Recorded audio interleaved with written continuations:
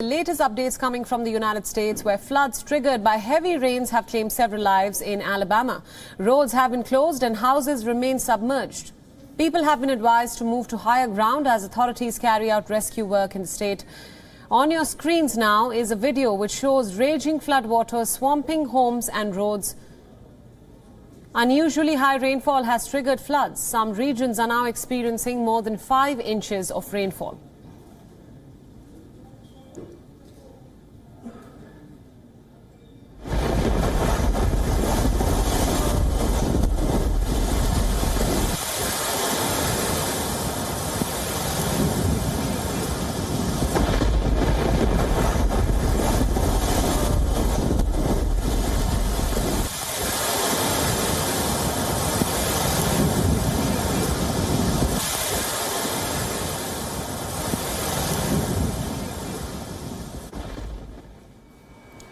The worst affected areas include the Birmingham area, which is one of Alabama's most populous cities. Dozens of people had to be rescued and several commuters remain stranded as the roads were completely blocked.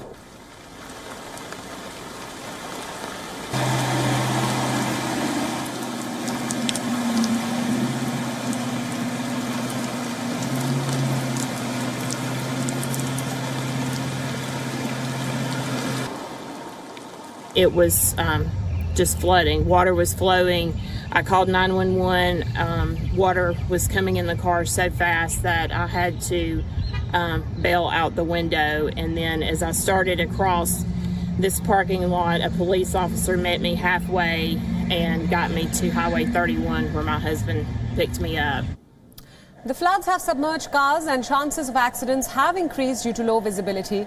Residents have been advised to stay inside and a weather alert remains in place. Authorities have issued a weather alert saying that the heavy rains are expected to continue. This is the latest in a series of disasters to hit the U.S. in recent days. Earlier, the hurricane triggered catastrophic floods in the U.S. East Coast, including New York City, damaged several infrastructure situations in the city. I got up to my mama about 2 o'clock. I live around here by 8:30.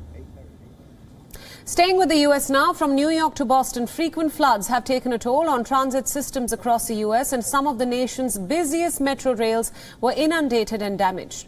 This comes even after authorities pumped billions of dollars into infrastructural development after Hurricane Sandy pummeled the U.S. East Coast in the year 2012. One of the most telling videos coming out of the recent New York floods was the inundated subway stations. Experts said that the decades-old structures were unfit to tackle climate change-induced disasters such as this one. Several stations were built in low-lying areas. This made them vulnerable to floods. And now authorities are looking at solutions, both short-term and long-term. They are planning to install small flood barriers at metro entrances. Officials are also putting forth the idea for a canal system in the area.